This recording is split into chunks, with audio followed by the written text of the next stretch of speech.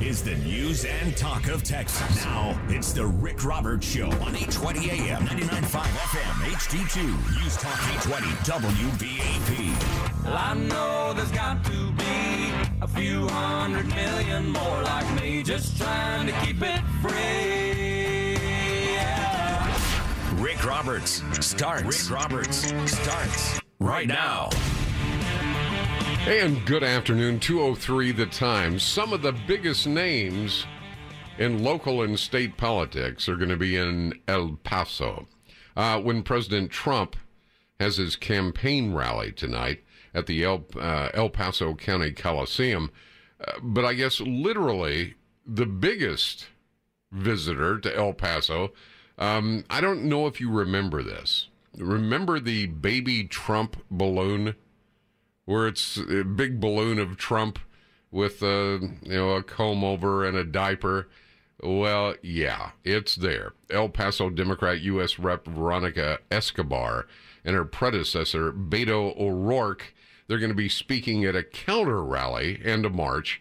I think it's being dubbed the March for Truth. Okay, we'll be the judge of that. We're going to carry this live for you tonight. It begins at 8 o'clock. Central Time. So keep it right here. We'll have it for you. WBAP News. Our own Clayton Neville has been on the ground for some time. Clayton, are you with me? Yeah, Rick, I'm here. I'll tell you what, you wouldn't know it by the crowd here in El Paso that this thing doesn't start for another, 6 hours because it's hard to move around the city. This place is already jam-packed. Yeah, it's... I know it's supposed to be a Make America Great Again rally. Really, I don't know who you've talked to there, but the people I've talked to, it's really to drum up support for the wall, is it not? Yeah, everybody I've talked to going in, it's almost like it's not a campaign rally. I mean, not that they're not fired up, because they certainly are, just like they are at his campaign rallies, but all of the conversation is surrounding the border wall. Right. When you ask somebody, what's the motivation of coming today, it's all about, well, because I support the border wall, that kind of thing. And then, of course, as you said, there'll be counter-protesters, too. But from the people that I've spoken with already that are here, they are in support of a border wall.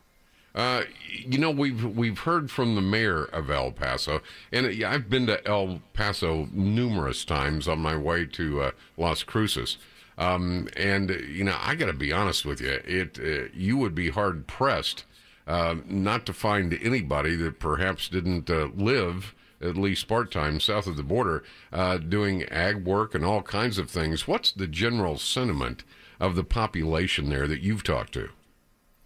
There's a lot of people that say they're kind of split on whether or not there should be a border wall or not. The thing about El Paso is, and this is why the president's here, is there already is a wall. Right. I just drove up and down the wall just to see how long it went, what it looked like, and things like that, and to get pictures and do a couple stories from there. This thing it's big and it's long. It doesn't really disrupt the city very much, and the people that I've spoken with have said, it's really just become a part of life over the last 10 years, and it doesn't feel that separated from the actual city itself. Yes, there is a wall there, but you can clearly see into Mexico from El Paso. When you're driving down the interstate, you can clearly see to the left, there's the U.S., to the right, there's Mexico, or whichever way you're headed. So it doesn't disrupt life here that much, is what we're being told from a lot of people here. We understand that the president will arrive, of course, at the El Paso International Airport. He will then leave to go to the El Paso County Coliseum, and we're told that the rally should begin, of course, give or take, about 8 o'clock this evening, our time, correct? Yeah, that's right. That's when he'll start. So if you went over to the Coliseum now, I'm in the parking lot for the Coliseum now. If you went maybe 500 yards from where I'm standing, you'd think the rally already started. They've got music blaring over there. Hundreds and hundreds of people are already in the parking lot here at 5 o'clock Mountain Time, so around 6 o'clock back in DFW.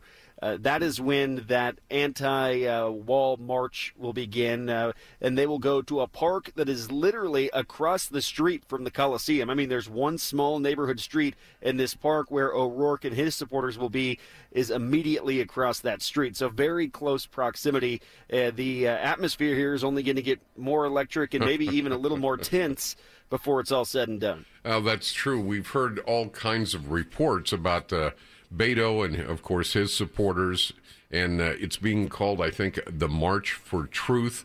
Have you been able to get much opinion or direction from anybody you've talked to about what they expect? It really doesn't make much sense other than he's obviously going to soak up some of that daylight that Trump will be spreading around with this rally, right? Yeah, I think it's drawing attention to the border wall. A lot of people around here have asked me, do you think that he's going to announce that he's going to run for president tonight? I said that would probably be unlikely, but like you said, it could be drumming up attention. It could be just drawing attention to this border wall controversy as a whole. We don't know his intentions for sure. We certainly will find those out, but what we have heard is there's going to be upwards of 2,000 people marching from a local high school to this park, and I just drove the route. It is about 1 mile long.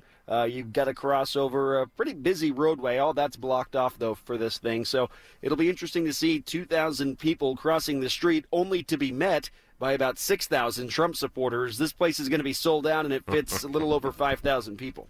All right, we're going to carry it live, of course, here at WBAP. Clayton, thank you so much. We'll check in with you, and stay safe. I don't know which side of the street you're going to be on, but be safe.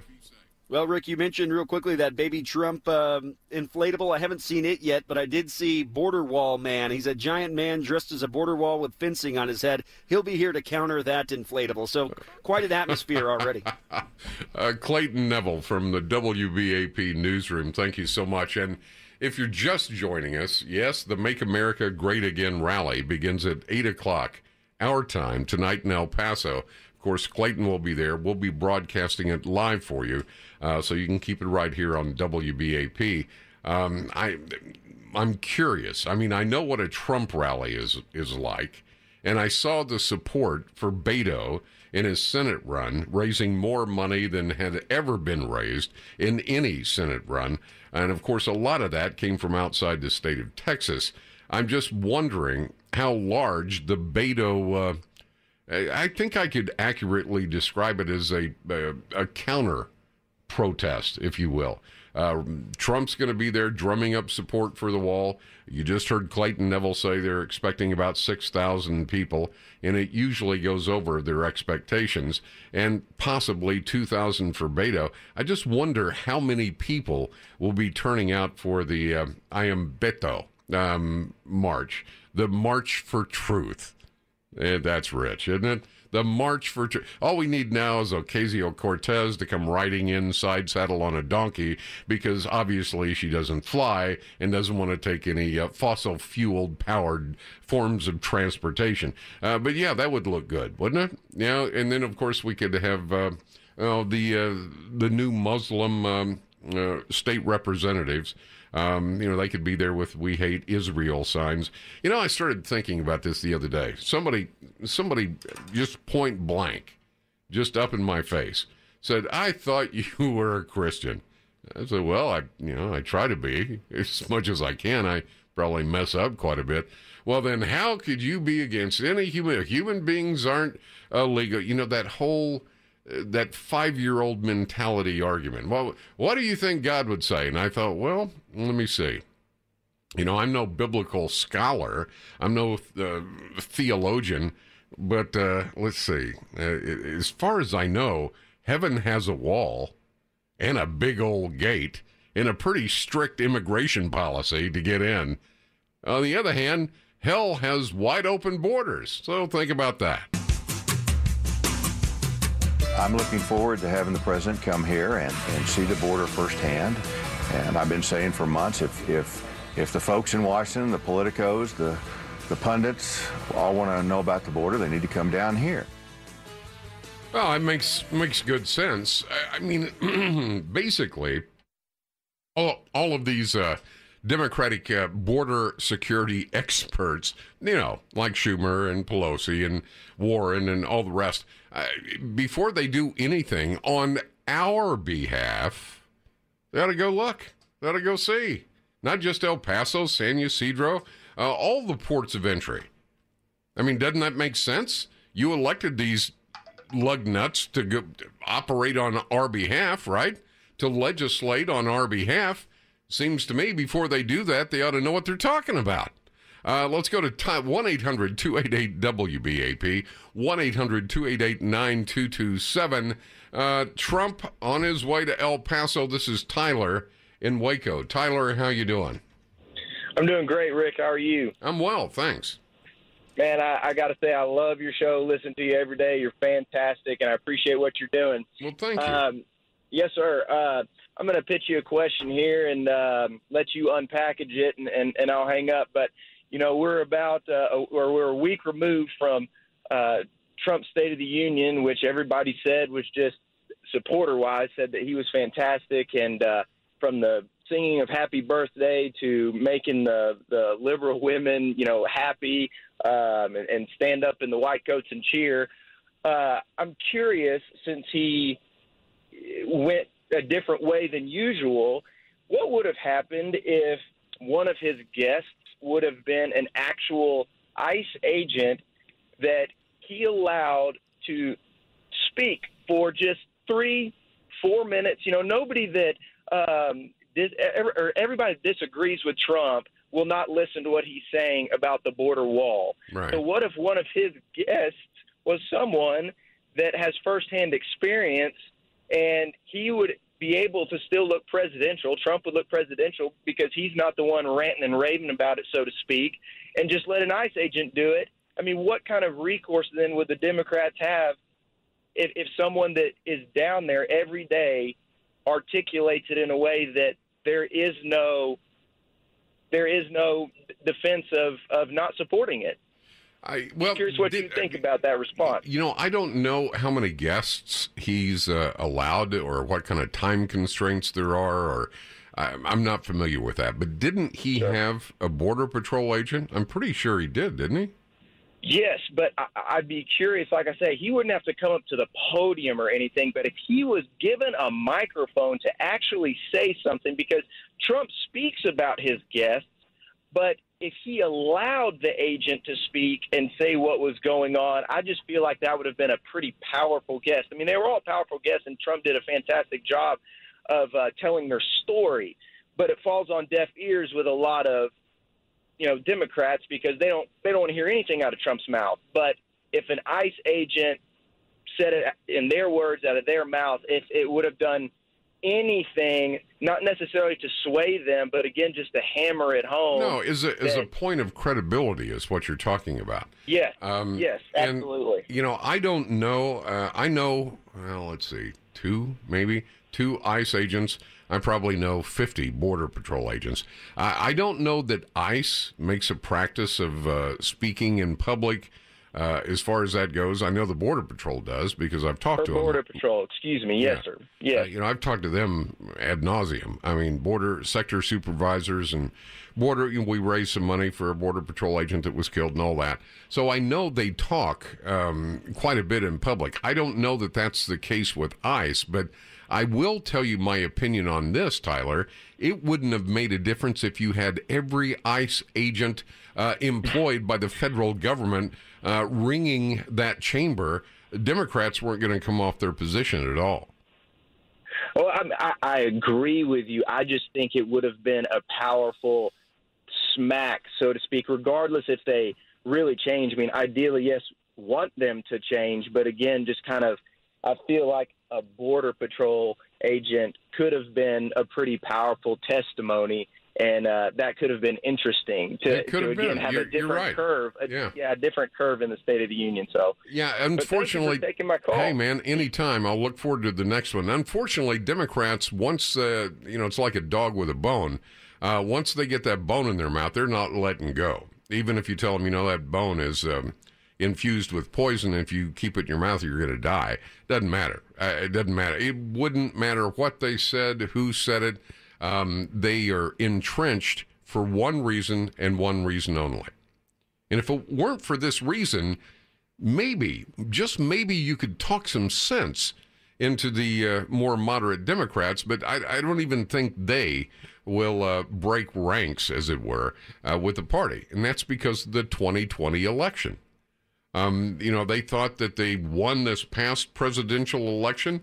They are bound and determined to win the next one, even if they have to lie. If you don't believe me, just anytime you see Schumer, turn up the volume. Whatever he's saying is a lie. It's just, even for Chuck Schumer, it's pretty amazing. But the president, I don't know who will speak with him tonight. I've got the rundown as far as when he's leaving the White House and, what he's doing and when he's going to, take off at Joint Base Andrews on the way back and that kind of thing. And, of course, Clayton Neville from WBAP is there on the ground, got there early, so he could try to get, some feel for what's going on. But as far as who's speaking tonight, I don't know. It wouldn't be bad to have an ICE agent or the people that are on the ground every single day. I mean, look, I hear these mayors, and look, the El Paso mayor, he's probably got skin in the game.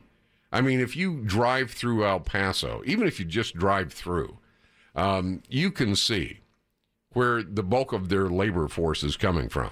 It's not coming from El Paso. I mean, I hate to say it, but number one, it's a nasty town. Dirty, nasty. I wouldn't want to break down there. No thanks. No Motel 6 for me in El Paso. That's just the way I feel about it. You may have a different opinion.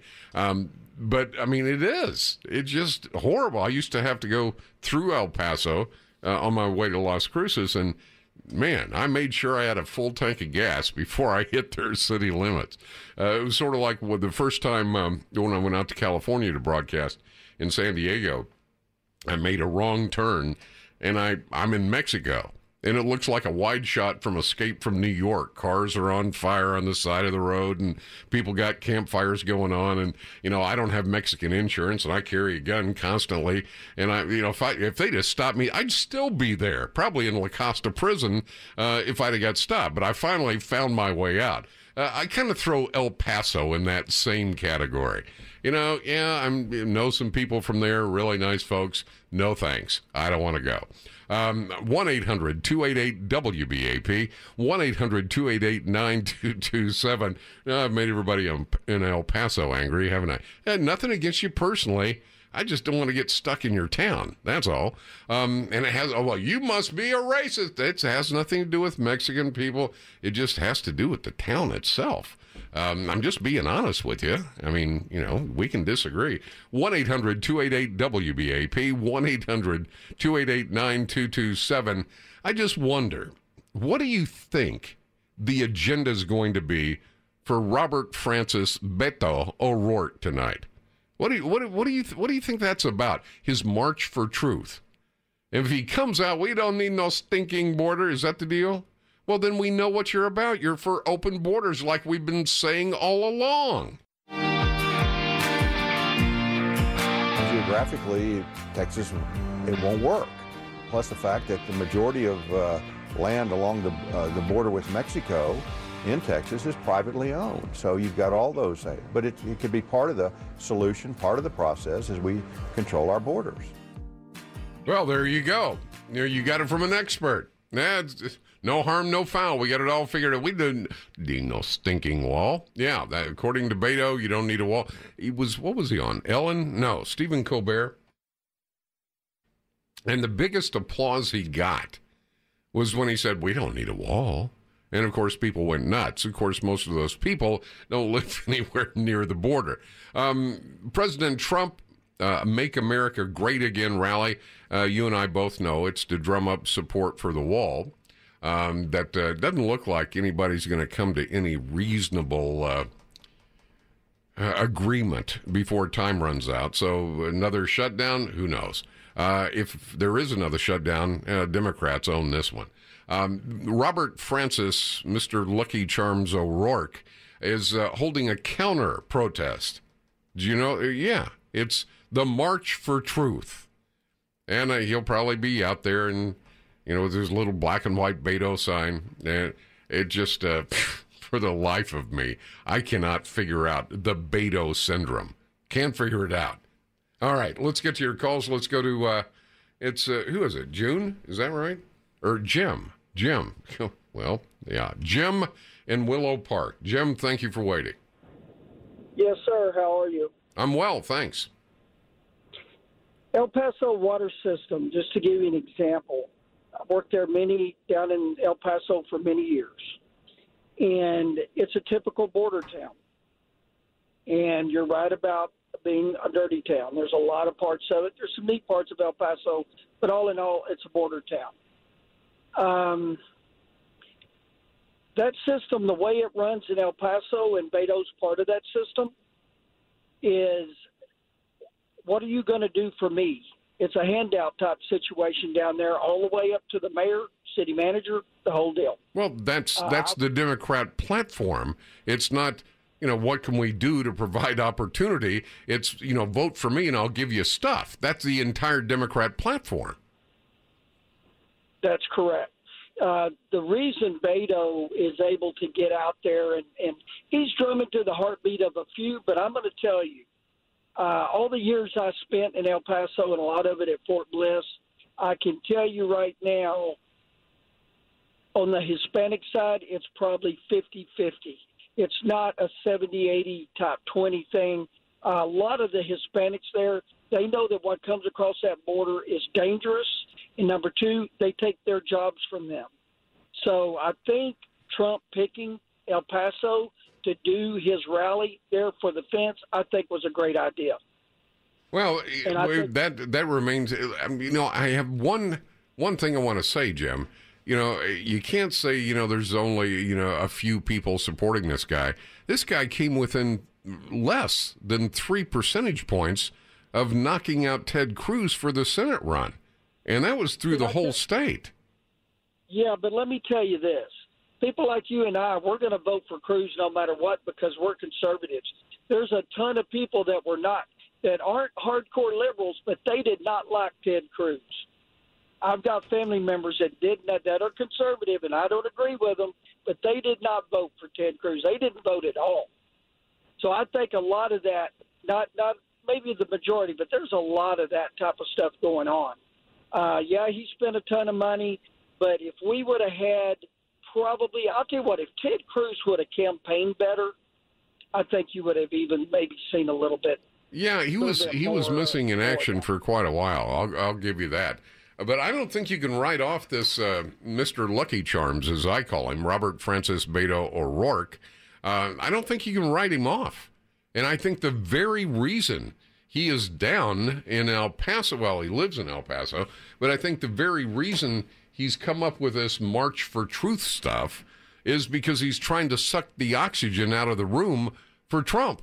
Now, that's no easy task. When Trump gets going, I mean, there's no stopping the guy.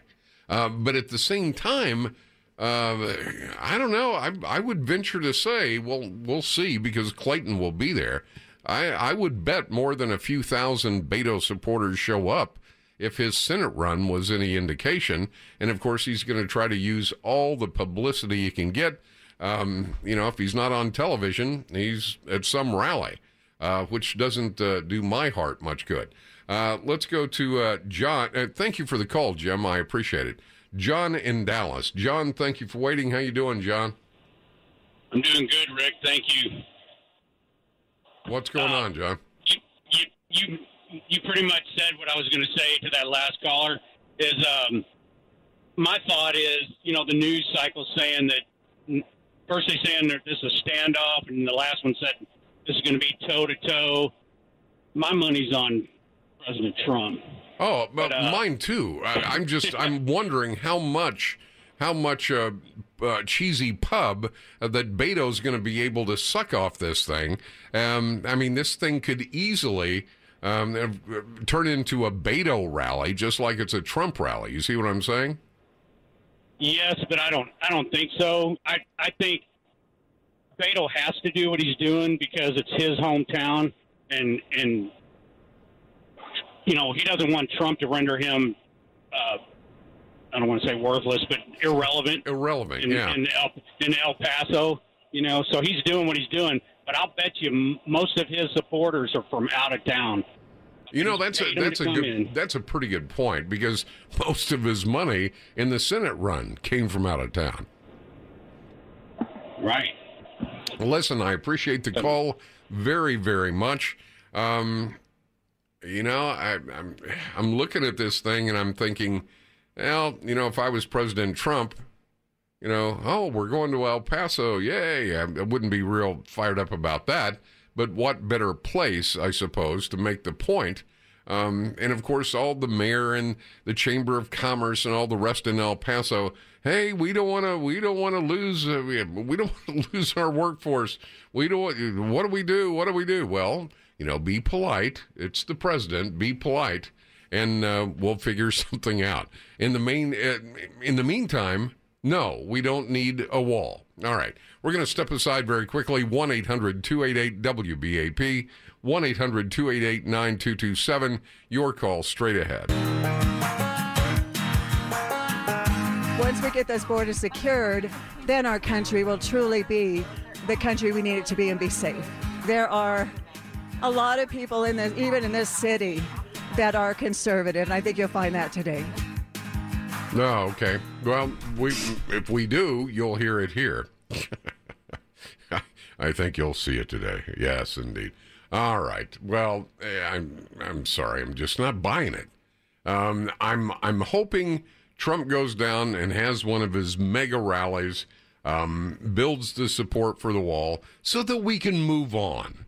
You would think, if you just landed here from outer space, you would think the only thing the United States of America is embroiled in is anti-Semites, like we've got elected now, Ms. Imam.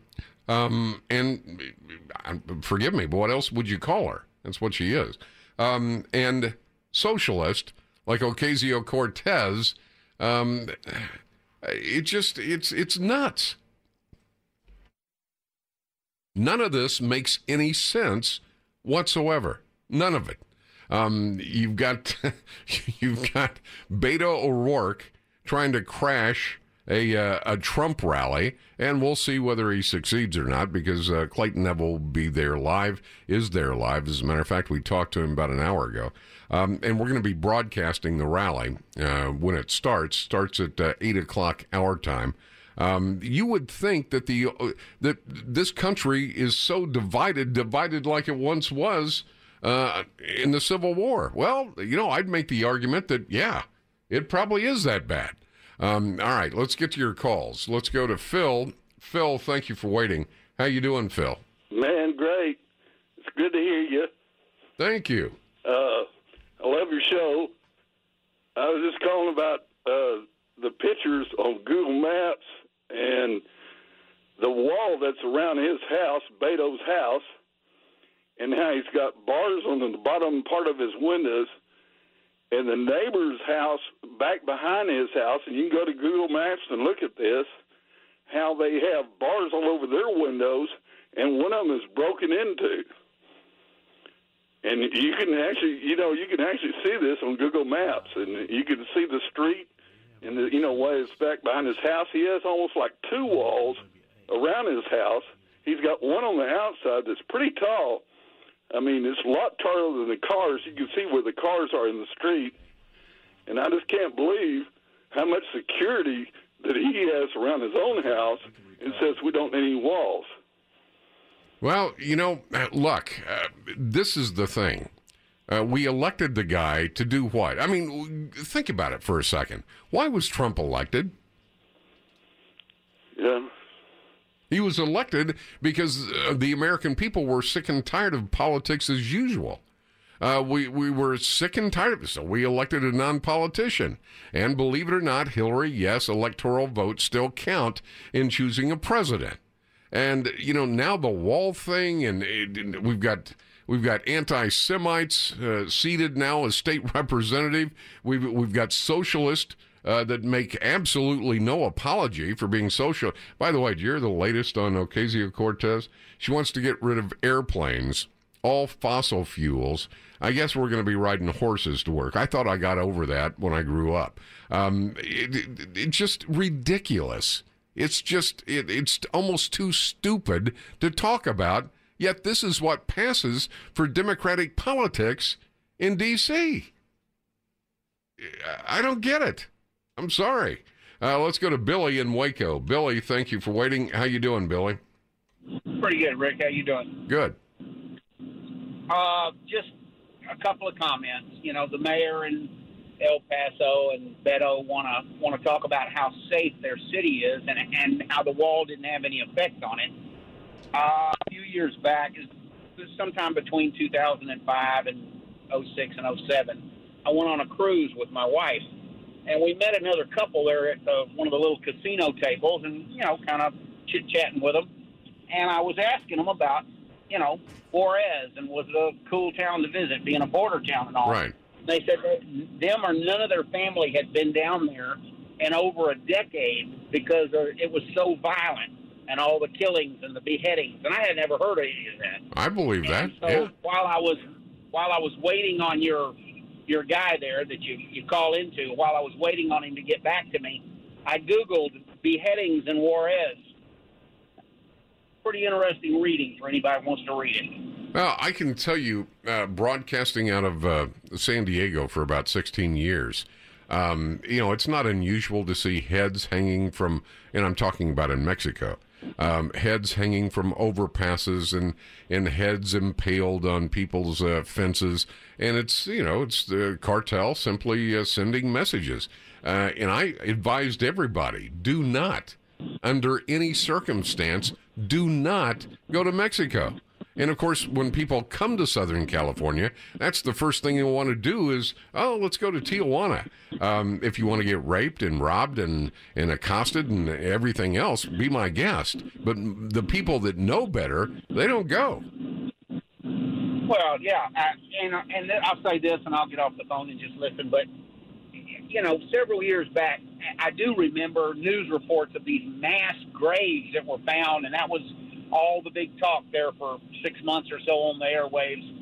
And if I'm not mistaken, all that was around Juarez. Oh, yeah.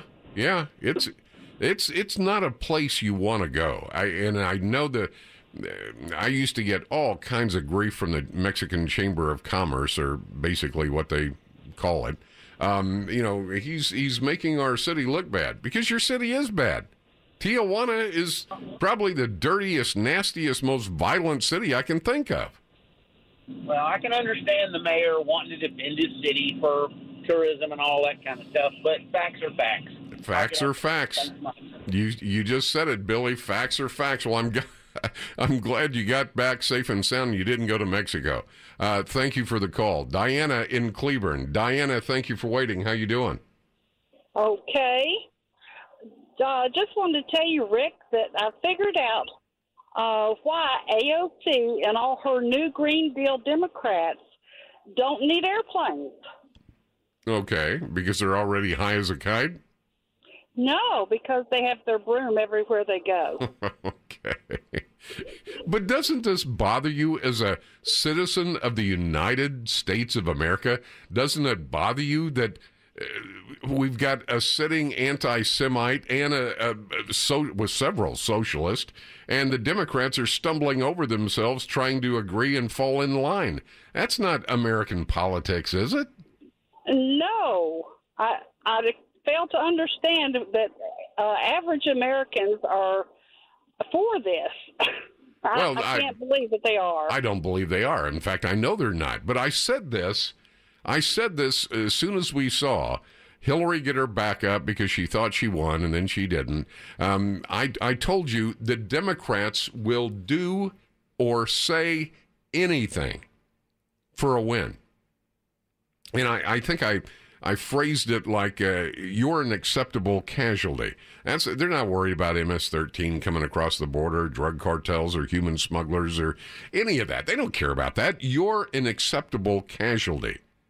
And if they can get enough of the empty-headed Americans, and yes, there are a few, if they can get enough of them to vote for them and they get a win, then any casualty, any means justifies the end. See, that's one huge glaring difference between Republicans and Democrats. To Republicans, not all, but most, to Republicans, life still has some value. Whether it's a child that's just been born and, I want to set it aside and go have what? Well, I'll tell you what, let's go have lunch and chat about whether we want to keep this kid or not. From that to people that live along the border towns, to people in L.A., where it's unbelievable. You ought to, just for a week, read the L.A. Times. I know it's a tough duty, but read the L.A. Times. Look at some of the stuff that goes on, and then say, oh, yeah, I want that for my city. I want that for my state. You know, the Democrats don't care. You know, so you got a Kate Steinle here and a Kate Steinle there. And at the end, as long as we win the election, that's all that matters. And they truly, truly feel that way. If you don't believe me, just look at the news. Listen to the news. You've got this socialist that billionaires are immoral. No one should be a billionaire. Let's get rid of all fossil fuels in 10 years. How about that other guy? What's his name? Yin Yang? I don't know what his name is. But he's an entrepreneur. He's running on the platform of giving every American $12,000 a year.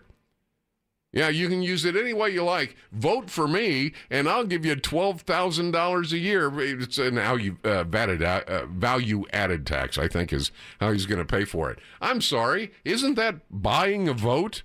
Vote for me, I'll give you $12,000. Sure sounds like buying a vote to me. This is the news and talk of Texas. Now, it's the Rick Roberts Show on 820 AM, 99.5 FM, HD2, News Talk 820 WBAP. Well, I know there's got to be a few 100 million more like me, just trying to keep it free. Yeah. Rick Roberts starts right now. And good afternoon, 3:04 the time. Glad you're along. Show down in El Paso. They write country songs about that, don't they? The Make America Great Again rally, Trump's rally, begins at 8 o'clock our time. We'll broadcast it live for you. And we talked to Clayton Neville from WBAP's newsroom. He is in El Paso on the ground. He's been talking with people. And the majority seem to be in favor of a wall. But wait, un momento, por favor, mi amigo. All right? Robert Francis Lucky Charms Beto is holding his own March for Truth. You really didn't think Beto was going to let all this worldwide pub go to waste in his hometown, right? He'll come down off the mountain. He lives up on a mountain in a little hacienda surrounded by a wall. I wonder if it works. He had to come down. So Clayton said maybe a couple thousand will show up. We'll see. I don't know what Beto expects to gain from this. Keith in Wake, because it's not like, forgive me, Keith, it's not like he's on Colbert Show or Ellen DeGeneres Show or one of the late night show where he's got a captive audience of liberals that are going to stand up and screech and howl and clap every time he says, hey, we don't know human being is illegal. We don't need border walls. We don't need this. We don't need that. I just wonder how it's going to work for him. Keith in Waco. Keith, thanks for waiting. Hi. Hey, Rick, thanks for taking my call. You bet. If Irish Bob and his supporters don't believe that we need a border wall, why don't they form up in El Paso and then march in protest down into Juarez somewhere? If they'll do that, I may give them a little bit of credence. And I would believe it if Jim Acosta goes down there with them to report how calm and quiet and trouble-free everything is. Well, he did go down. Remember, he went down. He said, I'm standing here. He was broadcasting. He said, I'm standing here next to one of the walls, and there doesn't seem to be anyone trying to storm the wall. That's because you're at a wall, genius. And he was and he was on the north side of it. Yeah. I'll believe a word. All right. Chris, Okay, and there he is. report from there. Yeah, it's. I'm sorry. Anybody that wants to set in judgment of whether the Border Patrol knows what they need, the sector supervisors know what they need, or ICE knows what they need. If you want to set up in your ivory tower, well, I've been to D.C. It's not much of an ivory tower, but if you want to sit there in your bubble and pontificate, yes, amen, it's my way or the highway, get your butt down to the border and go through some of these towns. Then come back and tell me, well, no, there's no crisis. We don't need a border. All we need is more taxes. That's all we need. All right, let's go to Ronnie in Forney. Ronnie, thanks for waiting. How you doing, Ronnie? Hey, Rick, how you doing? Good. I've been listening to your show for the last couple of months on my drive home. It's sure changed. I really do appreciate it. Well, I just want to give you a viewpoint from somebody that was born in El Paso and raised in El Paso. I left El Paso in 1988. I was born in 61, so that kind of tells you an age gap there. But El Paso always had some kind of fence system, some kind of electronics, some kind of something that didn't stop the illegals from coming across. And so the only thing that really worked there is a wall. I've been to Israel. The wall works there, works really well there. They throw a wall up overnight on somebody's house over there that does wrong, which is wonderful. But El Paso needs a wall. And as far as the last caller said about the people cutting off heads and all that, that was going on when I lived there way back when. Yeah. And, you know, El Paso seems to just be an extension of Ciudad Juarez, you know, in a lot of ways. I mean, when you go there, you see all the Mexican license plates driving around with no insurance and everything. So it's got kind of wild over there, and I'm sure it hadn't changed since I left there in 88. And that was one of the biggest reasons I left is, you know, it's just kind of like we threw the city away to them. No, it hasn't changed. And when you're talking about Ciudad, you're talking about one very dangerous place.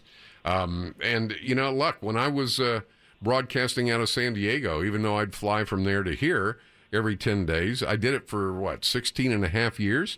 I mean, decapitations, body parts.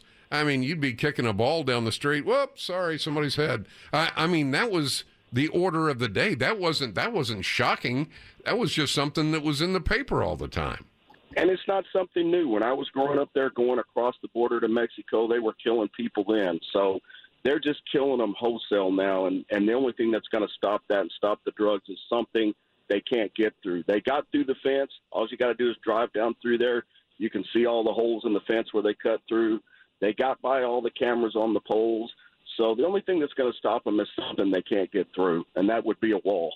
Yeah, you're right. So, but thanks, the Rick, people, I appreciate it. but before I let you go, yes, what would you say to the people that are in positions? I mean, this is the bad part of representative republics. If you have the wrong representative, you get the wrong choice. What would you tell these people that are sitting in their cushy offices in D.C. About what's going on at the border? I mean, they say there's no crisis. There's no crisis down there, Ronnie. I mean, come on. It's been going on for a long time. What would you say to them in a sentence or two? I would say go down there and take a tour of the border yourself. Get out of your offices. Talk to some of the Border Patrol agents, the ICE agents that put their life on the line every day for our freedom, just like our soldiers do. Then come back and pass judgment. Amen, brother. I like that. That's good. And he's right. He's absolutely right. Rick in Waco. Man, we're getting a lot of Waco calls today, right? Rick in Waco. How you doing, Rick? Wanted to make a statement. I know the flavor of the month is the border wall, another march. But what happened to the last march for DACA? And, what came of that? Would you like to know, or were you just... I just made Trump wanted to kick him down the road for three years, and I mean, are Democrats not helping out their constituents? Okay, well, you're a little behind on the news. Okay. Trump offered up a deal on DACA in return for border security. The Democrats said, well, we might do it. So he offered up the whole thing, the DACA recipients. Right. And then Democrats in the 11th hour said, no, we don't want that. That's why I said the other day, if you're a DACA recipient or a potential DACA recipient, you ought to be mad as you can be at the Democrats. Trump offered up a deal, and they didn't want it. Exactly. So where's the outrage of the marches from kids missing school and everything on that? Because that's not cool.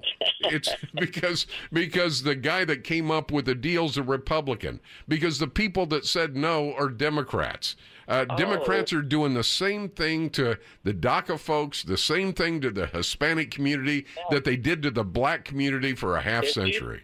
They're like my 5-year-old. Want everything and want to negotiate for nothing. Yeah, that brings back memories. Mine are, adults now, but man, I remember some of those negotiations. They weren't pretty, were they? They were. All right. I appreciate your time. Hey, you take care, Rick. I appreciate it. 3:12 the time. You want to check that afternoon drive, get you around the hot spots? We'll do that. And Trump. Trump is just, it's like Pavlov's dog, just salivating at the man. Wouldn't it be nice to see Trump and Beto toe-to-toe behind the same podium? Wouldn't that be great? There is an incessant mantra coming from the administration that they are criminal, that they are a threat, that they are a danger, even though that is not the truth.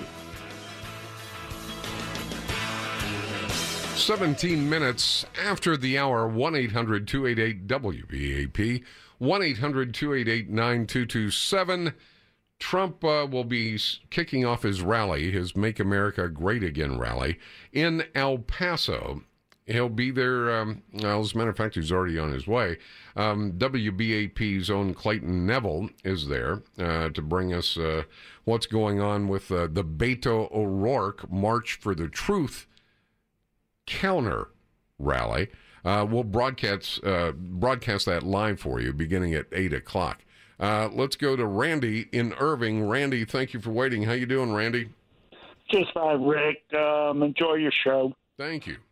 Now, you're talking about this Mr. Wayne. He'll give you $12,000 a year. Oh, excuse me. That's Andrew Yang. Yes. Oh, okay. Well, that $12,000 a year, if you vote for him, it's going to be your income. Well, here's what Randy's talking about. Andrew Yang, he wants to get to the White House. I think he's in his 40s. He says he can give every American between 18 and 64 years old a check for $1,000 every month, no strings attached, if you vote him into office, and that'll come from the U.S. government. Now, I was thinking, he's running as a Democrat, so that makes sense. But how's he going to pay for this? How's that going to work? Well, it's going to be a new tax system. And he says, hey, I can make it work. Vote for me, and I'll give you $1,000 a month. That sounds like voting irregularity to me, doesn't it? Yes. But to me, it's like if you make $50,000, you get to keep 12, and all the rest goes to his freebies. Yeah, that's probably right. If you think about this, Facebook CEO Zuckerberg, he made a similar argument in where was he? Oh, Harvard. Giving the commencement speech. He said, now it's our time to define a new social contract with our generation. You wonder, who would vote for an empty-headed moron like Alexandria Ocasio-Cortez? You wonder who would vote for an anti-Semite. Now we've got two Muslims setting state representatives, and the one just can't keep her trap shut. Who would vote for these people? Young people that have no life experience, that know who Zuckerberg is, that know who, this guy, evidently Venture for America, and the author of The War on Normal People, The Truth About America's Disappearing Jobs and Why Universal Basic Income is the Future. These are people, look, there is no better way to get someone committed to a government than to put them on the payroll. And that's exactly what this is. I never, ever in my adult life thought I'd see something like this. Kent in Granbury. Kent, thank you for waiting. Hi.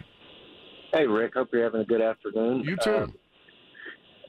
I just want some politician to give me a compelling reason why a border barrier, wall, fence, whatever, is a bad idea. I just want one legitimate argument. And if they say it's cost, well, let's attack it on the cost basis. $5 billion in this country's is a drop in the bucket. If it's about you don't want this nation to remain sovereign, well, let's talk about that. Why don't you want that? I mean, I just don't understand why there would be a reason that you could give me that the border wall is a bad idea. I just don't. I can't get past that. And politics. That's it. That's all. Yeah, I mean it makes. I mean, I'm an airline pilot. People stand in line every single day to get back into this country. I did it yesterday when I came back from Mexico myself.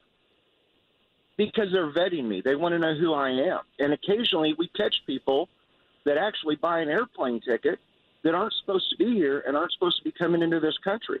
You don't think people who walk across the border are supposed to be here? I'm not suggesting that all of them are, but how many does it take? It only took 19 people to turn this country on its head in 2001. It doesn't take an army of people.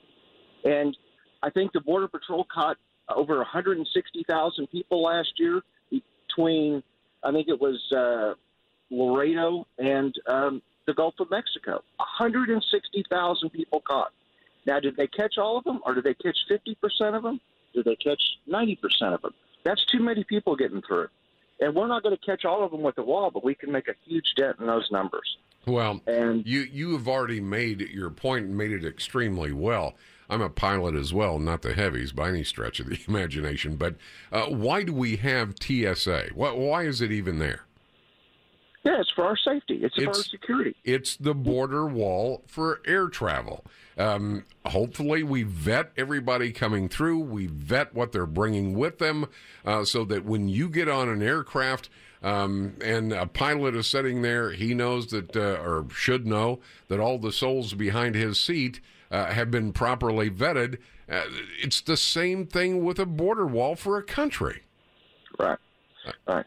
And you know, I tell you what, the next time we have a Democratic president, why don't we not vet anybody that comes into the White House briefing room when they're about to give us, you know, I mean, they wouldn't accept that. And they shouldn't. No, and they shouldn't accept that. I mean, it's just common sense. But when it comes to a Democratic win at any level, common sense goes out the window. There you have it. I appreciate your time today, buddy. Hey, thank you very much. I appreciate it. But he's right. Why do you have a door on your house? Why is there a door on your office? Why do you have locks on your garage? Why do you have TSA agents in airports? I mean, we do this every day. It's a matter of common sense. Well, only 20 people died over here. Only 13 people died over there. Only 27 people died. Nobody should be dying. You ought to be able to vet the people that come into your country just like you vet the people that come into your house, or vet the people that come into your office, or vet the people that come into your school. Do you take it? What are we going to do now? Just take all the front doors off schools?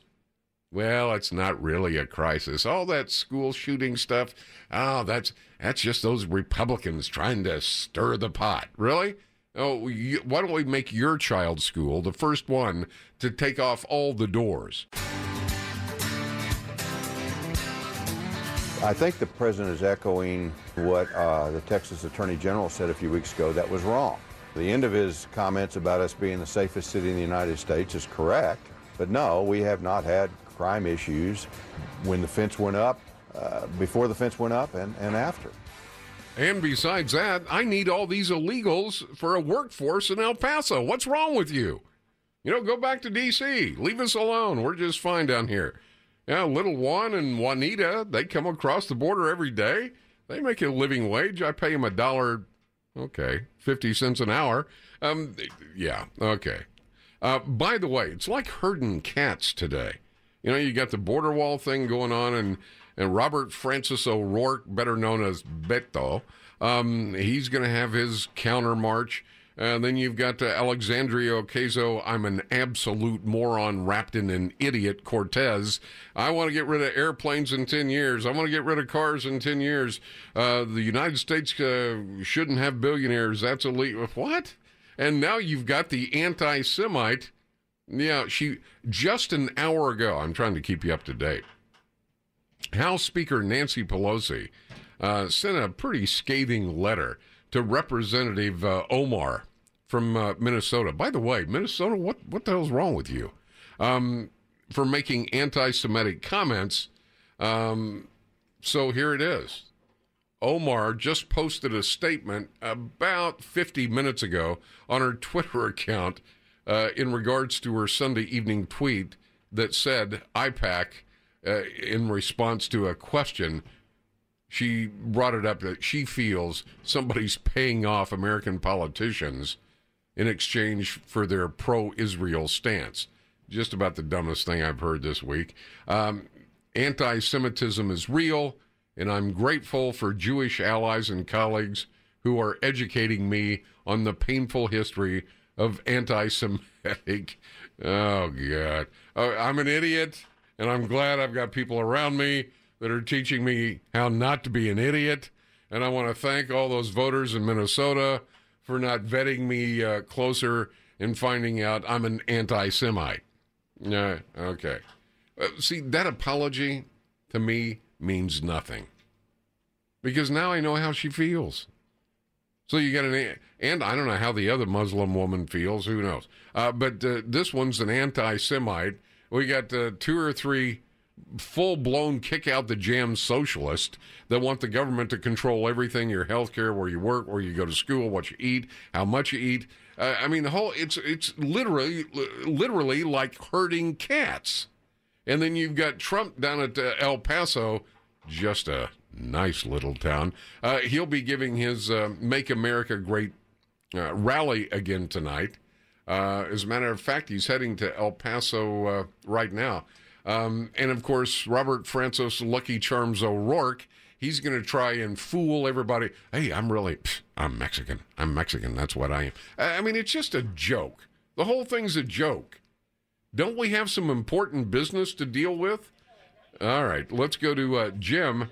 Jim in Canton. Jim, thank you for waiting. How you doing, Jim? I'm doing well. How are you? I'm well, thanks. First of all, an old de Tocqueville quote came to a little while ago, and I remembered it. One time he wrote that one of the problems with democracy is sooner or later the people will vote themselves into the treasury. And I think that's I think that's where the guaranteed income and that kind of thing will come from.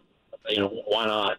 But what I was going to tell you was I heard a story on the news a little while ago. I was in the car, and one of the news media out in El Paso decided to pull aside a refugee or whatever you want to call it from Honduras who was still on the Mexican side. Right. And you would think they could do a better job finding someone to pick because they said, you know, and tell us why you want to come to America. And instead of having, you know, the right answer, like, well, you know, I need political asylum, the government's after me, blah, blah, blah, she said, well, because it's better here. Well, yeah. Unfortunately, that's not on the list for asylum seekers to choose from. Neither is poverty. Neither is a better job. Right. But that seems to be the criteria the Democrats are pushing because then they got a future voter. Well, no, think about it for a second, though, Jim. You nailed it. I mean, if you look at all the valid reasons for asylum, and there are some, you know, a better job, better pay, poverty, a few other things, none of those are reasons to seek asylum. Otherwise, everybody'd be here. So when they listen to the Democrats, Jim, what do they hear? All we're going to do is give you stuff left to hand over right. The government's here for one reason, to pay your mortgage, to make sure you got food stamps, to make sure you get health care. I mean, it's like we're giving everything away. Don't get left out. I mean, why else would they think anything different? Well, and that is the promise that's been made to them, and that's why they're coming, and they'll keep coming until they get an understanding or a sense that it isn't going to happen. No, you're right. And I think Trump did that pretty well by saying, look, You can come to the fence if you want, the official ports of entry, but nobody's going anywhere till we vet you and find out whether you qualify for asylum. That's what you do when you protect the borders of your country and the people that live in your country. But Nancy thinks that's immoral. Oh, I know. Well, Nancy's... I got to say... Go ahead. I got to say real quick, because I got to go, but I do think it's pretty funny that Nancy's having to play kindergarten teacher with this new crop, because she's got her hands full reining the youngsters in, that's for sure. Oh, man. And you know what? The only reason they are there is because of the old guard. Here's what happened. The old guard, the Nancy Pelosi, the Elizabeth Warren, the Chucky Schumer, I mean, go down the Maxine Waters, I hate everybody. Just go down the list of usual suspects. All of a sudden, it was like not the left, not the far left, but the so far left, you're behind me crowd started saying, yeah, this isn't too bad. So they thought, never being one to bypass a new voting block. What did they do? They let them into the tent. That's what. Now you've got anti-Semites. You've got full-blown socialists. And now the old guard, the Democrats are sitting around going, man, this Cortez makes Nancy Pelosi look like Ronald Reagan. What are we going to do now? I mean, what do we do with this mess? I don't know, partner. That's your mess to figure out. I wouldn't want to be dealing with it. And I don't want those people making legislative decisions on behalf of the American people. And that's why the Democrats have been trying to lower the voting age. If you can get them when they're young and dumb, you got them for good. Look what we did with the blacks. I mean, the Democrats have got to be sitting around a table somewhere. Hey, we got the blacks scared to death of the Republicans for 50 years. They voted for us almost unanimously. Didn't cost us anything. We just kept making promises, never came through with anything. We're going to bring jobs to the inner city. We're going to give you more money. What'd they get? They got abortion on demand and minimum wage raise for jobs that don't exist in black communities. Good job, Democrats. But they're looking. Democrats are looking for someone else to pick up that mantle of victimhood, and they got it. You know, they've successfully dumbed down American kids in the public education system. They don't critically think. They don't push back.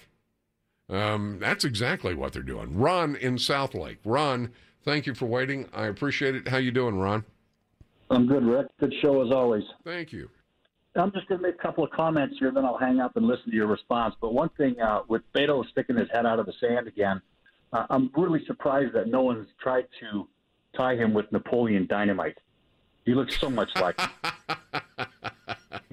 I got an email from someone that had Beto on one side and Napoleon Dynamite on the other side. And you're right, they look similar.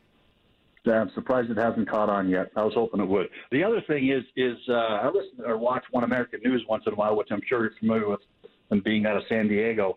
They have a running total on all the costs of illegal immigration and the number of people in the U.S. illegally, right. And they have that total running daily. Yeah, just I'm like the debt. That no one's been able to pick that up and run with those numbers. But it's like the debt clock.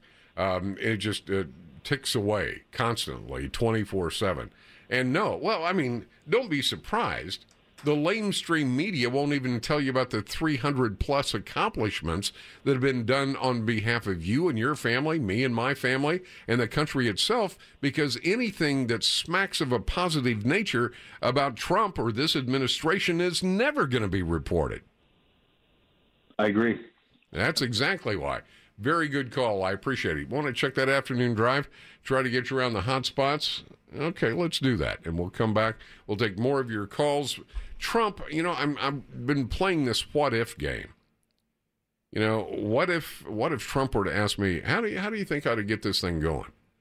I think you ought to list everything you've done for the last 2 years that the American people know nothing about, even though it benefits them and the country in which they live, because the lamestream media won't tell them because they don't want to shed any positive message in your direction. I think that's what I'd say. We are tired of the shutdowns and the showdowns, of the gridlock and the grandstanding. Today, on this snowy day on this island, we say enough is enough. Enough is enough. It's enough. Enough. Okay, sorry. I was hoping you'd play some of that. That's how do you pronounce her name? What is it again? She's not very well known. Schuleberger or Hamburger, something. Yeah, she was sitting there talking about, yeah, I'm gonna do this and I'm gonna do the we've had enough. And I'm listening to all these Democrats throw their hat in the ring, and it's just like, man, you must really think the American people are stupid. I mean, seriously, you must really think we're dumber than a box of rocks. Yeah, play that again. Play it again. It was just too good. Hang on, I'm going to get your calls in just a second. Play that again. We are tired of the shutdowns and the showdowns, of the gridlock and the grandstanding. The gridlock and the Today, on this snowy day on this island, we say enough is enough. That's enough. I'm sorry. Every time I listen to them, I'm not trying to be ugly. I'm not trying to be mean-spirited.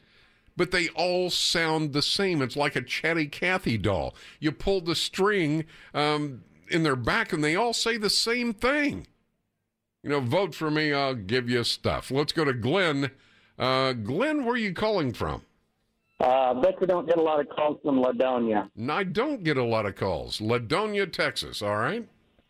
I waited a long time to get this simple point across, but the $6 billion isn't going to fence the entire Mexican border, and Trump should stress that instead of the $6 billion, if he has to take executive action, he's going to fence the entire thing at whatever cost it is, and give them some room to say, okay, we'll be happy if we'll give you the $6 billion to fence what the priorities are, but don't fence the whole thing.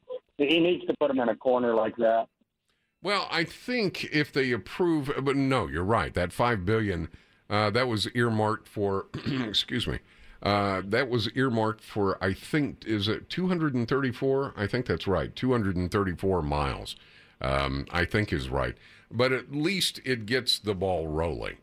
They're not getting out of this. Pelosi's talking about, well, another shutdown's coming. What was it? Today's the 11th, 12, 13, 14, 15. Got 4 days. You know, it takes a politician in D.C. 4 days to order lunch. They're not going to come to any agreement. I'm glad Trump's in El Paso. Tomorrow we ought to go someplace else. Then the next day, San Ysidro. And just say, we don't have a crisis? You want to look around? As a matter of fact, here, come on down. We'll have a bipartisan rally, and you can look at this cesspool and tell me that there's no problem. Good call. I appreciate it, Glenn, very, very much from Ladonia, Texas. Let's go to Jeff in Fort Worth. Now, I know where that is. Jeff, how you doing? Doing pretty good. How you doing, Rick? Good. Hey, so I really think Trump is missing a lot of opportunities. I mean, with these rallies and everything, he's not talking to the people that need to hear the right message. And honestly, I think he missed an opportunity with the State of the Union as well. And the reason I say that, when I'm sitting there watching that with my wife and my son, and they're telling me, he's just selling this as the miracle wall. He's talking about, all the crime and drugs and everything that come across the border, and then he's talking about this wall is going to stop it all. Well, I've never heard Trump say, and, I think I immerse myself pretty well in this every day. I've never heard him say putting up a wall is going to stop all drugs, all human smuggling, all. What he has said is that the Border Patrol and ICE has said if you have a wall, at least it funnels it down to official points of entry, leaving more resources to monitor and patrol those areas that you can't fence. That makes sense to me, doesn't it to you? Absolutely, 100%. And that's what the point he needs to hammer that nail into the wood, because the people out there without the common sense, you and I, whenever we hear that on the State of the Union, we can put all that together. And I've talked to several people after the State of the Union that have said the same thing. He's just basically selling the border wall as magic wall that will stop all this. In the State of the Union, he wasn't specific as to how that's a piece of the puzzle. And I think that's what we need to focus on to get that message across to the Democrat voting bloc. A lot of them are smart people, but they're more book smart. They don't have common sense to put those pieces of the puzzle together themselves in the head. We got to spell it out for them. Well, I would say this. Very good insight, very good observation. I don't think Trump has ever, and I'm thinking, maybe there was once or, I don't know. I can't think of a time when Trump has said, putting up a wall stops all the problems. It's all over then. He's never said that. Democrats have said he said that. Democrats have said Trump's magic wall, I remember that.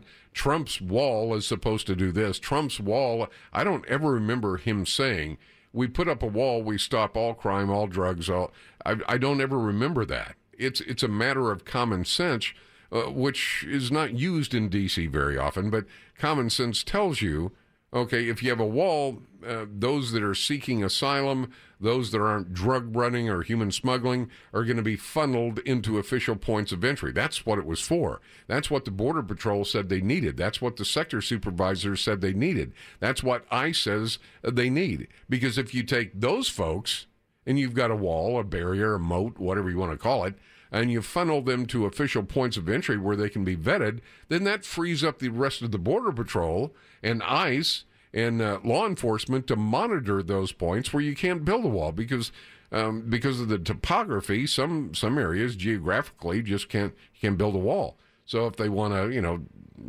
I guess swim the river or fly in or whatever they want to do, it frees up law enforcement for that. But that's just common sense.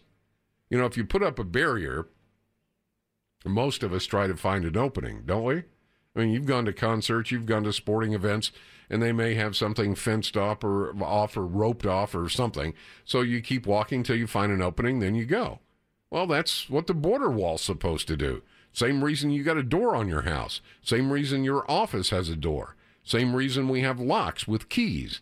This is not tough to figure out. It's just tough to figure out if you're listening to brain-dead Democrats try to bury it before it's even had a chance to work. This is the news and talk of Texas. Now, it's the Rick Roberts Show on 820 AM, 99.5 FM, HD2, News Talk 820, WBAP. Well, I know there's got to be a few 100 million more like me, just trying to keep it free. Yeah. Rick Roberts starts. Rick Roberts right now. starts. Here we go. Right now. There we go. All right, 4 hours away from Make America Great Again, El Paso. Yeah, Make America Great Again, the big rally with Donald Trump begins in just under 4 hours. WBAP's own Clayton Neville. Let's see if we can reach out to him before the end of the show. I know he's probably trying to get situated. See if the estimated 6,000 people for the rally. That was for Trump. Beto. I've been taken to school several times. Rick, you're saying it wrong. It's Beto. How about Robert? That's his name. Robert Francis O'Rourke. He's holding a March for the Truth rally, basically an anti-borders rally. Okay, so what do we know about Beto O'Rourke? He doesn't like borders. He wants an express lane for abortions, and he just barely lost to Ted Cruz, the incumbent. So where's all the support coming from? You got to think younger people without a benchmark, without any compare and contrast. They hear all these Democrats like crazy Uncle Bunny. I'm going to give you free school, free jobs, free. It's like that commercial on television. You seen that? I hate that commercial. I won't say who it's for, but it's just free. Stop. It's just aggravating. And then you've got, the newest Democrat to throw his hat in the ring. He wants to give every American between 18 and 64 $12,000 a year. No strings attached. Just vote for me. That's all. Yeah, you can pay off bills. You can go on a trip, do whatever you want to do. I mean, we have gotten to the point people aren't even trying to hide what they're doing, are they? And Andrea Ocasio-Cortez. I'm a socialist. I'm an idiot, but I'm a socialist, so vote for me. They did, and she's in. I mean, and now we've got an anti-Semite. She did apologize, though. Did I give you that? I hope I did. I want to be fair, even though the apology doesn't mean anything to me, because I already know how she feels. She's an anti-Semite. She thinks Israel is paying off American politicians for a pro-Israel stance. Have you ever?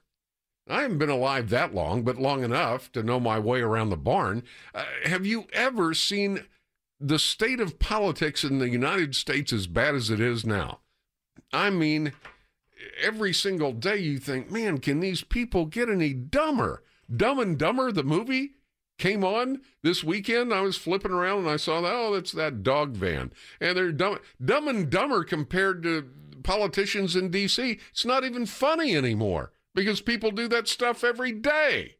Howard in Grand Prairie. Howard, how you doing? Pretty good, Rick. How you doing? I'm well, thanks. Hey, Rick, I'm a long-time listener, first-time caller. Thank you, sir. Okay, and I just want to give you a quick background. U.S. Army veteran, 22 years, all right? And my son and I were having a conversation the other night, and we were talking about, Native American, Black American, this and that. Right. And I always believe, even today, I say I am an American that happens to be black, okay? So you don't view yourself as a hyphenated American then? I am an American. Proud to be. I've been around the world, seen a lot of things, and I'm proud as I can be to be an American. An American. I don't distinguish Black American. I'm an American. Okay, first and foremost. Secondly, my son in the conversation, he said, Dad, I want to talk to you about this. He said that let's think about what the people coming across the border, why the Democrats are saying, we're so compassionate. They don't have the education. They don't have the medical. They don't have the opportunities that we have here in America. And he said, but look, I have friends that have in jail now for selling drugs. They didn't get the education that that they should have gotten, or they didn't have the opportunity for employment in the inner city communities. Right. And so, but I don't hear anybody, saying, I'm sorry, or hey, let's help these people. Let's reach out to these communities and everything. And these are Americans. These are Americans. And as Black Americans, I'm just astonished that we are up in outraged over this because we're roughly 15% of the population. However, we got we're 70-80% of the prison population, right? And then many of those people that are there going through the courts, are selling drugs and doing other things, but they're doing it because they say, hey, I'm just trying to take care of my family. I'm trying to get ahead. It's not because I just want to deal drugs, but it's a matter of survival for me. Well, I don't hear those this is what I don't understand. I don't mean to cut you off, Howard. This is what I don't understand. The Democrats have been telling the black community for over 50 years, don't vote for Republicans, you'll end up back in shackles. You end up picking cotton again.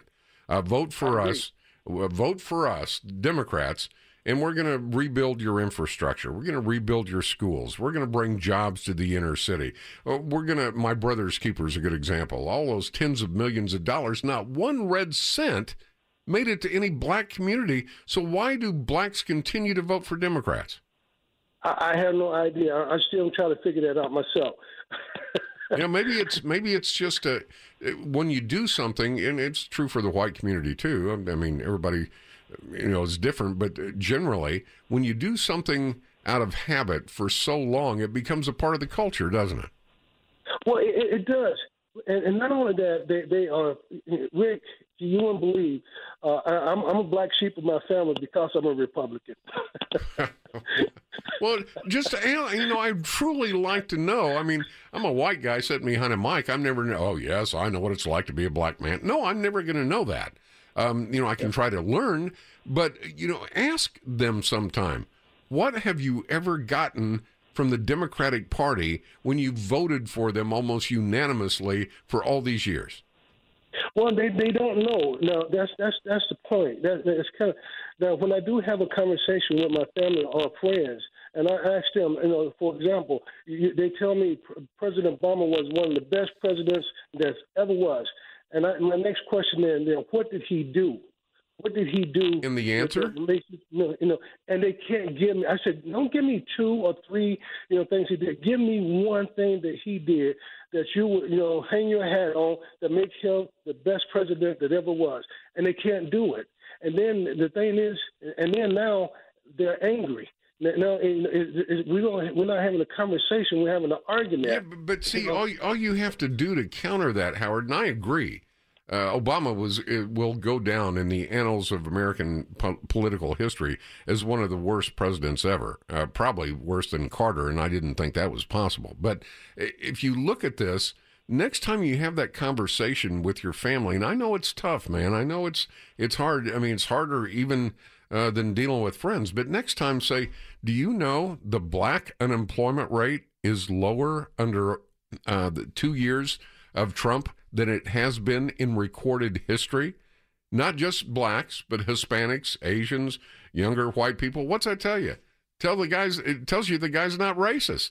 We've got more job openings now than we have to fill people to fill them.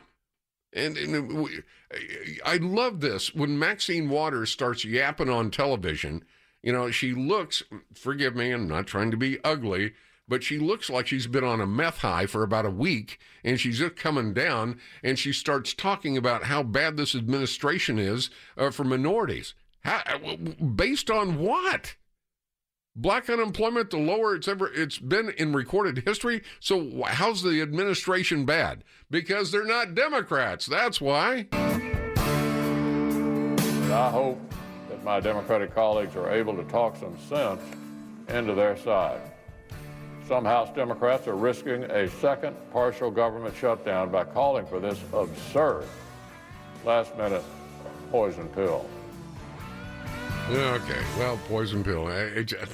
I'm sorry. I am not moved in a positive or negative direction. I'm just numb with all the political impotence coming out of Washington, D.C. This came in just about 51 minutes ago. Amazing. Separated illegal immigrant families are suing the U.S. government for $6 million each. Thank you for that story out of the WBAP News Center. They got it. They figured it out. It's the American way.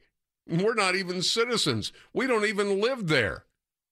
But cha-ching, baby, the Democrats have shown us how to act. They lawyered up. It wouldn't surprise me. I don't know what it is about Dallas.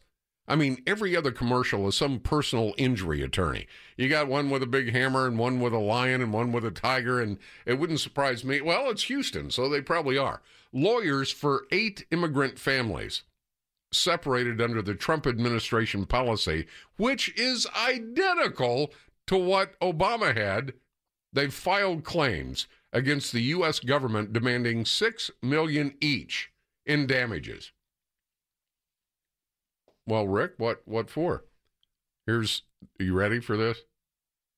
I'm Rick Roberts, and I carry a big hammer. Yeah, okay. Lasting trauma. Lasting trauma. The claims were released today. The parents accuse immigration officers of taking their children away without giving them information and sometimes without a chance to say goodbye. They allege many children remain traumatized. Stanton Jones, there you go. One of the attorneys for the families said the claims depict inexplicable cruelty that have affected these families. Man, we need a president just to say, you know what? And the horse you rode in on.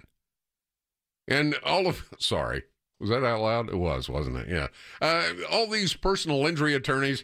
Now, I got a big hammer. I guess that little midget guy that I guess jumps on all the truckers, he's involved with this. And the other guy, he's got a lion or a tiger or something walking. Yeah, that's not been photoshopped. $6 million for traumatizing people that don't even live here. All right, let's go to Wendell in Brownwood. Wendell, thank you for waiting. I appreciate your patience. How you doing? I'm doing great. Say, grew up in Southwest Texas ranching, and we had the old Bracero program, and I'm wondering what would happen if Trump offered the DACA, the dreamers, that the Democrats love and want to take care of and help so much. Trump offered them permanent residence and green cards, except no vote, and they could apply for citizenship after everybody that's doing legally has applied ahead of them, and they finally wait their turn. It might be 10 or 15 years down the road, but at least since they've been raised here, they would still be able to live where they were raised, and they could work, and they could do anything they wanted to except vote or apply for citizenship till their time came. That old Bracero program worked great when I was growing up. And, that was before the Democrats got so bold. And now common sense out the window. Makes no sense. Just like... But if he offered that, it would show them exactly how much they care for the poor little dreamers, because they'd turn it down on the spot. Well, they've turned down everything he's come up with. I mean, everything, Wendell. They've turned, and it's not if you're a dreamer, a DACA, whatever it is, you got to be thinking, wait a minute, the Democrats just kicked me to the curb. He was willing to give me a way out, and they kicked him to the curb because they want to win in 2020. That's why. Wendell, thank you. Good call. Good idea as well. Let's go to Pam in Rockwall. Pam, thank you for waiting. Hi. Hello. Hello. I'm right here. Hi. Hi. Oh, good. Well, I've got a great solution for, raising money to build the wall. How about Mr. El Chapo and his billion trillions? Can't the government just get a hold of a few billion and build that wall? Well, there you go. I don't think it's a matter of money. I don't think it's a matter of construction. I don't think it's any of those things. Well, I was just thinking about that this morning, and I thought I'm going to call Rick and just, run that by him, because I was doing it at an appropriate time, which was cleaning out the litter box. Look. Do I need to say any more? No, you don't need to say any more. That's I've got a mental image now. Bottom line, this is not, the Democrats don't care about the dreamers. They don't care about DACA recipients. They don't care about people being torn apart at the border and put in cages, which they weren't. That picture was under the Obama administration. They don't care about anything except winning the 2020 election, and right now they're going with the agenda, the narrative they think will work for them. So maybe it should be mandatory reading for all the Democrats. Read The Happy Hooker. Yeah, there you go. That and psychological testing. I think both of those things. Well, that's that. There wouldn't even be a test that they could pass. I mean, it's not polite to ask a young woman's age, so I won't do that. But did you ever think in your adult life you would see an elected anti-Semite as a state representative? Did you ever think you would see a socialist calling for the removal of air travel and fossil fuels? And I mean, this is beyond the inmates running the asylum, don't you think? Well, yeah, and I think they probably rummaged through some of El Chapo's holdings, the way they're acting. You would think that they all got a pretty good cushion the way they're acting. Yeah, and by the way, I was 11 years old when Kennedy was assassinated, so that's all I'll say about my age. Okay, very well put. I've seen the insides of brains, and let me tell you, Ben Carson hit it right on the nose when he said that part of brain material was lacking in some of the politicians in Washington. Amen to that. Amen to that. I couldn't Rick, agree you're more. the best. I swear to God, if you were single, I'd come hunt you down and propose to you. Thank you very much. I am single, but I'm a hard man to find. Thank you very much. I appreciate it, Pam.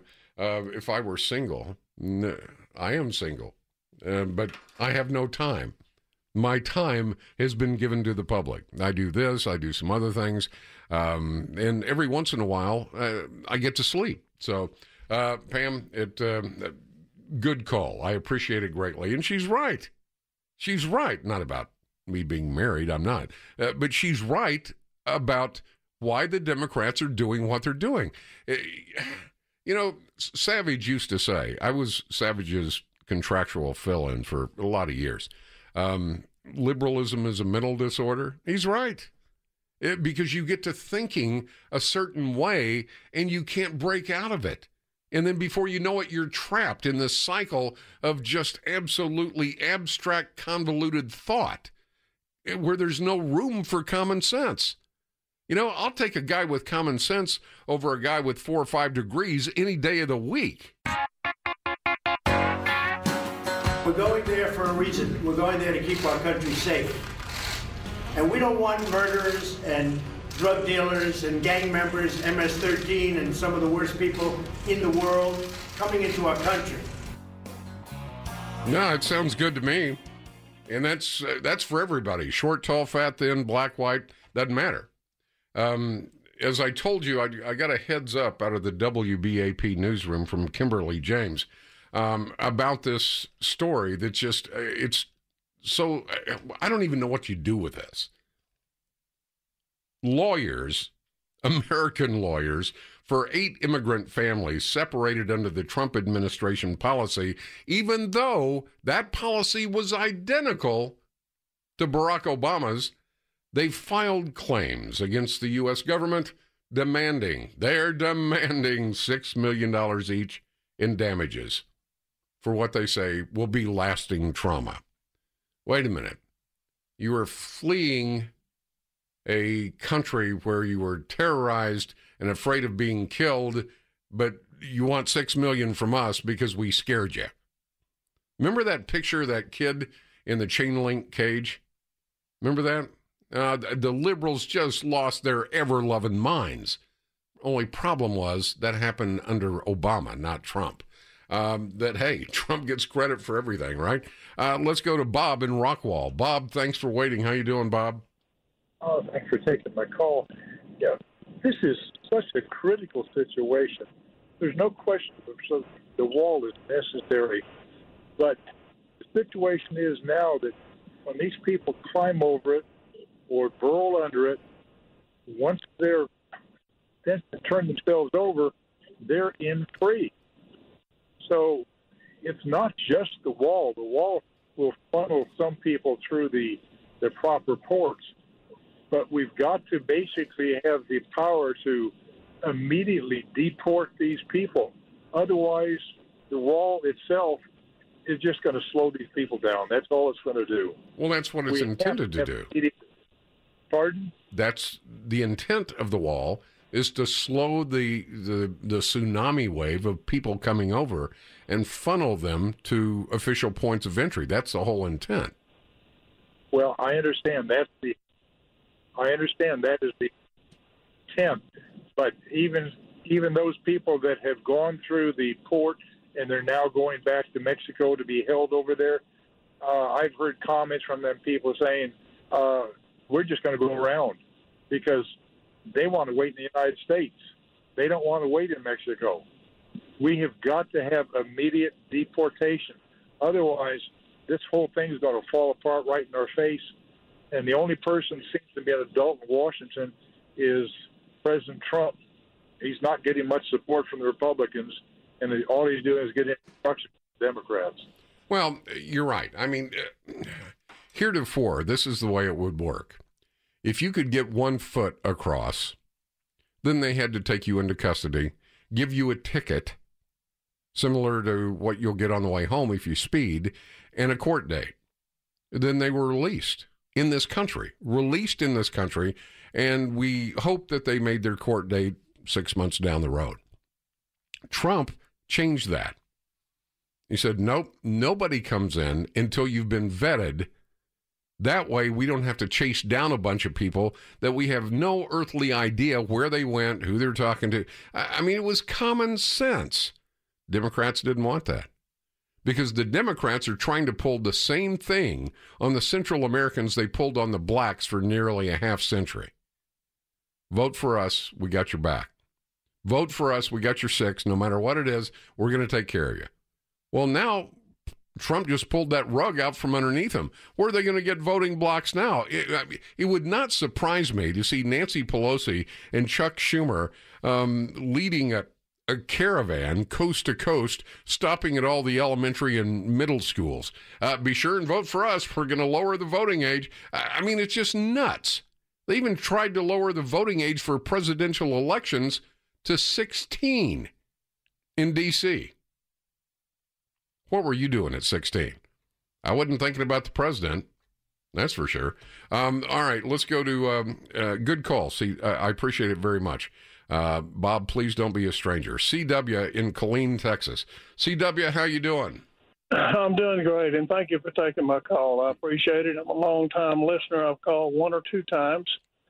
The gentleman that called in earlier that was speaking to his son and trying to understand the black situation, if they could realize that the Emancipation Proclamation, the right to vote, the right to own land, and the right to own guns came from the Republicans, maybe they could figure out where they need to vote. And, you know, that's just a part of history that's not taught. You know, the KKK was created for what they called at the time radical Republicans. Radical Republicans at the time, after the Emancipation, they were fighting to get blacks the right to vote because they felt they'd been freed. They should have a say in commerce and so on. So the KKK was started in the South by Democrats to do what? Harass freed black men and what they called at the time, and it was a radical idea at the time, and radical Republicans out of their territory. As a matter of fact, if you go, no, it's not another profit line, doesn't cost you a dime. I give a history of Democrats, Republicans, and racism post-Civil War. Republicans, Democrats, and racism post-Civil War. Go to WBAP.com. That's the homepage, WBAP.com. Look for shows. Put your cursor over the shows. You'll see a drop down. You'll see Rick Roberts. Hit that. That's the podcast page. Every hour of every show I've done for the last, I don't know how many, 2.5, 3 years is there. But if you go all the way to the bottom, the standalones are there. You know, is there such thing as a moderate Muslim? By Brigitte Gabriel. There are all kinds of stuff there. But look for Republicans, Democrats, and Racism, A Brief History. And that'll tell you exactly what's going on. The problem is nobody in the country reads anymore. I mean, don't take my word for it. Read the history. I mean, well, Rick Roberts said that's flattering, and I hope I've earned your credibility. But have the facts with you. Print it off. Tape it. Do something. And that way you've got it the next time some chucklehead comes up on you. Well, those Republicans want to get those blacks back in. You know, the Republicans hate the Negroes. That's not true. It's not true. There was never a shift, as a lot of liberals like to say, with LBJ. LBJ begrudgingly signed that Civil Rights Act, and what is written in his autobiography? He did the right thing for the wrong reason. He said, I'll have those N-words voting for Democrats for the next 100 years. He was almost right. All right. Let me step aside very, very quickly. We'll check your afternoon drive. Oh, man. We need to expand this. I got more than I can say. Well, by the way, Clayton Neville. Now, we talked to him at the first of the show. He's in El Paso, and I'm sure he's taken 3 or 4 showers since he's been there. It's just a nasty place. But we're going to go back to Clayton Neville in El Paso. We're about, not quite, 3 hours and 15 minutes away from the Make America Great Again rally with Trump. And don't forget, the March for Truth counter rally by Robert Francis Beto O'Rourke. They're going to square off. We'll find out what's going on, what size the crowd is, how many people are showing up. We'll do that for you next. line that is very long already. I mean, you see what's going on. And I understand our competitors got a line too, but it's a tiny little line. Of course, they'll make it sound like they had more people than we do. That's not going to happen.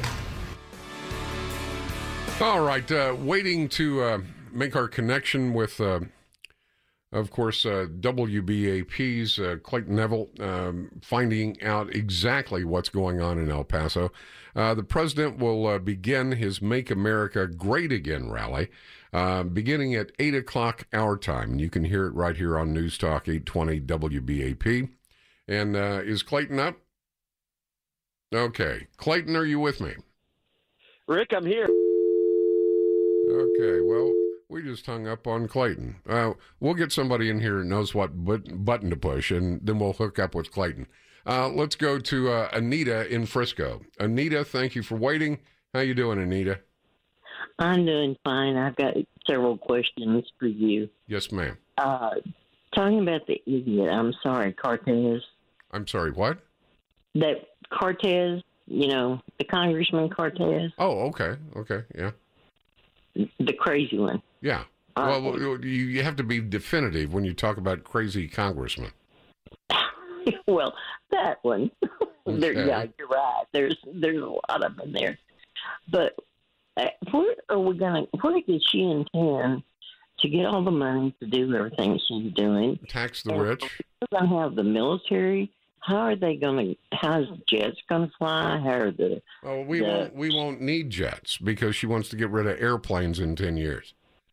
She's Anita. I don't mean to be rude or ugly, but she's an idiot. She's a 29-year-old, far left, absolutely void of any intellect. Nothing that she's suggesting could happen. We're not going to get rid of airplanes. We're not going to start building more railroads to crisscross the country. We're not going to do that. We're not going to get rid of all the billionaires in the country. We're not going to get rid of fossil fuels in 10 years. Where's she going to get the money? She believes that if you have a lot of money, you need to give it up. She's a socialist. Well, yeah, that's another thing I was going to ask you about. I mean, what you're saying, I know is true. But this idiot, does she think that people are going to keep working to pay for idiots like her and idiots that don't want to work?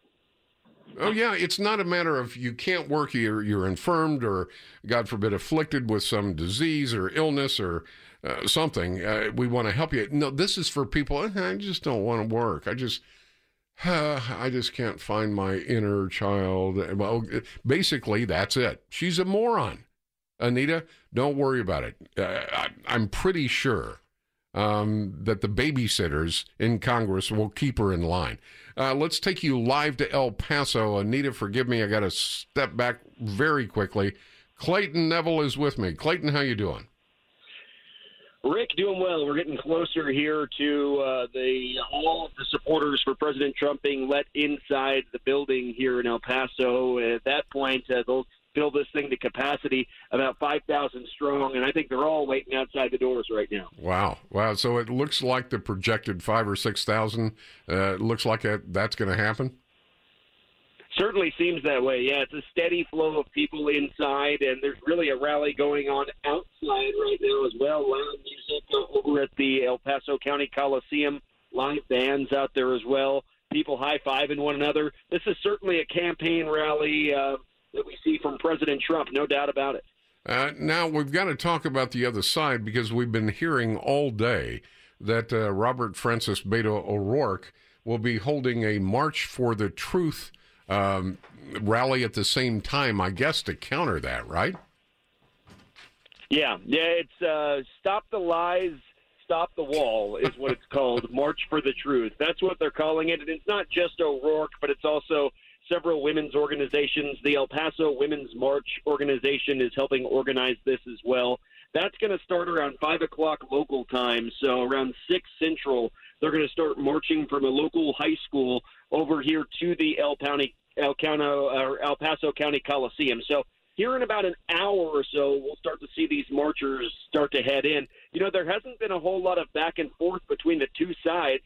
At this point, they've stayed pretty separate. Okay, that's good. A lot of security you can see?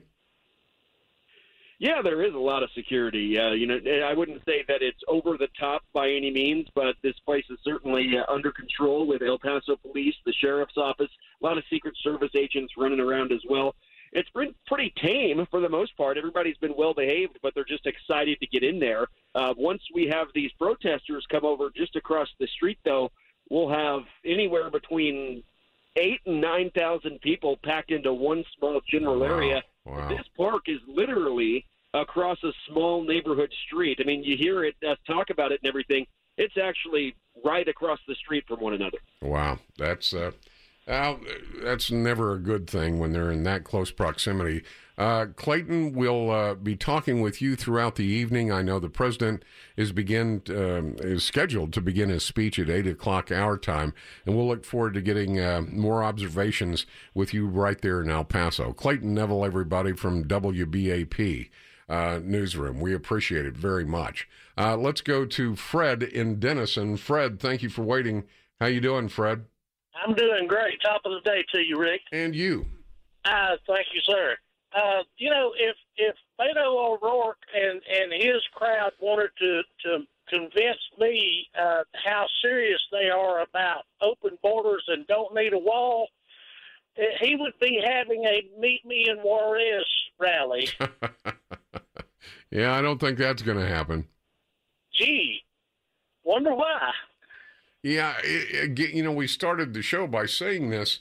All of these so-called border security experts like Chuck Schumer and Nancy Pelosi and Elizabeth Warren, how often have they gone down to the border to check these things out? That they haven't, and that that's my point to get all together. If they're so sure that we don't need a border and we don't need a wall, then why don't they go to the border and step over it? Go on the other side for a day or two. Yeah, see what happens. Yeah. Take your Winnebago 10 miles over across the border and come back tomorrow. Yeah, I know what you're saying, Fred. It's common sense. We elect these people to represent us, and then they get so tunnel visioned into their own party that they no longer work for us, but instead they're their own parties, their own self-gratification. Look, I mean, if I hired you to represent me, the least you could do is get your butt down to the border to see what you're talking about.